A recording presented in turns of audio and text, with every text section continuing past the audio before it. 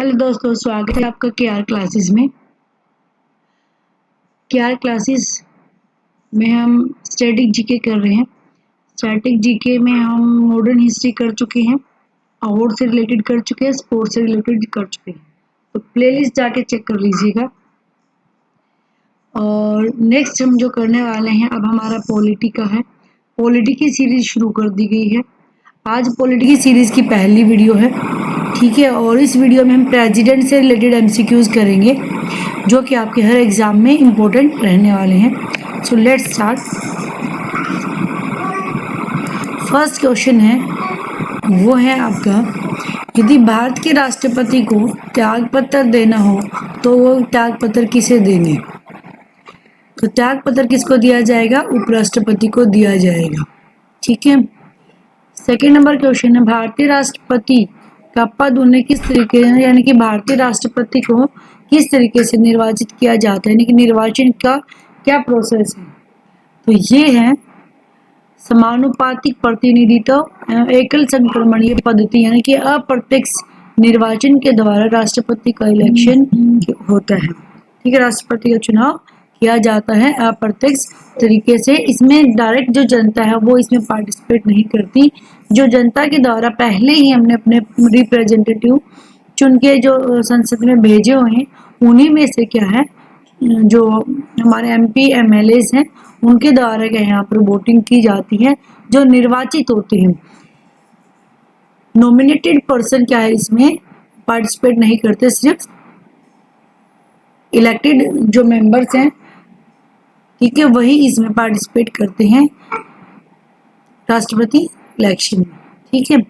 Third number है, राष्ट्रपति पर महाभियोग की शुरुआत संसद के किस सदन में की जा सकती है? तो संसद का कोई भी सदन हो, उसी से क्या है, राष्ट्रपति पर महाभियोग की शुरुआत संसद के द्वारा की जा सकती है। महाभियोग की जो प्रक्रिया है, उसका प्रोसेस का उल्लेख संविधान के किस अनुच्छेद में है? तो वो है 61 में, ठीक है। 61 में महाभियोग की चर्चा की गई है संविधान के। फिर राष्ट्रपति का वेतन कौन निर्धारित करता है? संविधान में निर्धारित है या संसद द्वारा बनाए गए कानून द्वारा निश्चित किया जाता है या प्रधानमंत्री द्वारा? इसका जो आंसर है वो इसका अनुच्छेद जो हमारे सेकंड शेड्यूल है उसमें क्या है, इसका वर्णन किया गया है राष्ट्रपति के वेतन से रिलेटेड, ठीक है। फिफ्थ नंबर क्वेश्चन है, भारत के पहले राष्ट्रपति के रूप में डॉक्टर राजेंद्र प्रसाद का चुनाव कैसे किया गया था? संविधान सभा द्वारा, महात्मा गांधी द्वारा, प्रधानमंत्री द्वारा, प्रत्यक्ष निर्वाचन द्वारा? तो यहाँ जो संविधान की सभा, जो संविधान सभा थी, उसके द्वारा राष्ट्रपति का चुनाव किया गया था, जो कि हमारे पहले राष्ट्रपति रहे थे। सिक्स्थ नंबर क्वेश्चन है, भारत में राष्ट्रपति का प्रावधान किस अनुच्छेद से संबंधित है? यानी कि राष्ट्रपति का जो पद है वो कौन से अनुच्छेद में है? तो ये है, आता है आपका अनुच्छेद 52 में राष्ट्रपति का ये पद का प्रावधान है। 51 अंतर्राष्ट्रीय शांति और सुरक्षा को बढ़ावा देने के लिए है, और जो 54 है ये भी राष्ट्रपति से रिलेटेड है, बट राष्ट्रपति से किसके लिए है? तो इसी जो इसमें कहा गया है 54 में कि राष्ट्रपति का चुनाव एक इलेक्टोरल कॉलेज के द्वारा किया जाएगा, निर्वाचक मंडल के द्वारा किया जाएगा, ठीक है, जिसमें कौन कौन होंगे? संसद के दोनों सदनों के निर्वाचित इलेक्टेड मेंबर इसमें होंगे, और सभी राज्यों और राष्ट्रीय राजधानी क्षेत्र की दिल्ली और केंद्र शासित प्रदेश पुडुचेरी की विधानसभाओं के निर्वाचित सदस्य शामिल होते हैं।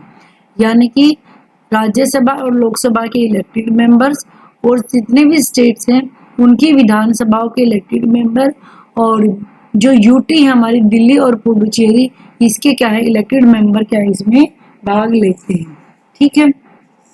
7वां नंबर आता है, भारत की प्रथम महिला राष्ट्रपति कौन थी? तो ये थी हमारी प्रतिभा देवी सिंह पाटिल। इनका जो कार्यकाल था वो 2007 से 2012 तक रहा था, ठीक है। 8 नंबर क्वेश्चन है, राष्ट्रपति से संबंधित अनुच्छेद 58 में क्या लिखा गया है? ठीक है, तो ये है राष्ट्रपति निर्वाचन से संबंधित, ठीक है। राष्ट्रपति शब्द है वो है, जो ओथ है वो 60 में है। 61 में महाभियोग का प्रोसेस है, ठीक है। 52 में राष्ट्रपति के पद का उल्लेख किया गया है। 54 में कहा गया है कि राष्ट्रपति के चुनाव के लिए एक निर्वाचक मंडल होना चाहिए। ठीक है, 52, 54, 60, 61 और 58 ये राष्ट्रपति से संबंधित इतने जो आपके आर्टिकल्स वो कवर हो गए यहाँ पर। ठीक है, फिर है राष्ट्रपति के पास अध्यादेश जारी करने की शक्ति है। तो ये अध्यादेश कौन से आर्टिकल के तहत किया जाता है? तो ये किया जाता है आर्टिकल 123 के अंतर्गत क्या है, अध्यादेश जारी किया जा सकता है। फिर आते हैं एक 143, उच्चतम न्यायालय से परामर्श भी राष्ट्रपति कर सकते हैं। कौन से आर्टिकल के तहत? 143 के तहत क्या है, वो सर्वोच्च न्यायालय के प्रश्नों को संबोधित करने की शक्ति रखते हैं। ठीक है, नेक्स्ट नंबर है, भारत के राष्ट्रपति के चुनाव में अगर विवाद होता है तो उस मामले की जांच कौन करेगा? तो ये जांच जो करेंगे वो करेंगे भारत के सर्वोच्च न्यायालय के द्वारा। क्या राष्ट्रपति के चुनाव में अगर विवाद होता है तो उसका जो निपटारा किया जाता है वो भारत के सर्वोच्च न्यायालय के द्वारा किया जाता है।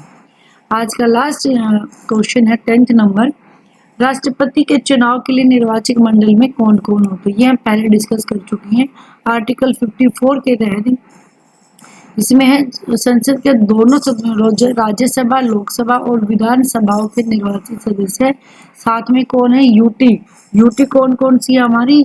दिल्ली एंड पुडुचेरी के जो है लोग विधानसभा के इलेक्टेड मेंबर क्या है, राष्ट्रपति के चुनाव में शामिल होते हैं। ठीक है, तो ये थे आज के मोस्ट इम्पोर्टेंट 10th क्वेश्चन। 100 की हम ये सीरीज बनाएंगे। 100 की सीरीज आपकी मॉडर्न हिस्ट्री की आ चुकी है। ठीक है, तो प्लीज चैनल को लाइक, शेयर एंड सब्सक्राइब करते रहिएगा। Okay, bye bye, see you in the next video.